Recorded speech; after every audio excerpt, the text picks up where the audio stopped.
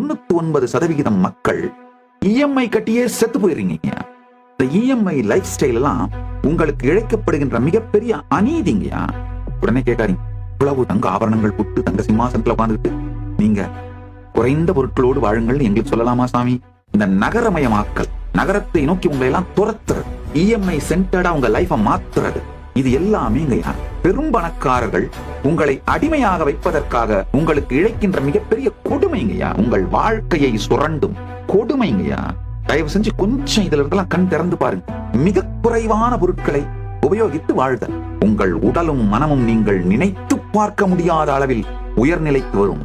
உடனே கேட்காதீங்க, இவ்வளவு தங்க ஆபரணங்கள் புட்டு தங்க சிம்மாசனத்துல உட்கார்ந்துட்டு நீங்க குறைந்த பொருட்களோடு வாழுங்கள் எங்களுக்கு சொல்லலாமா சாமி?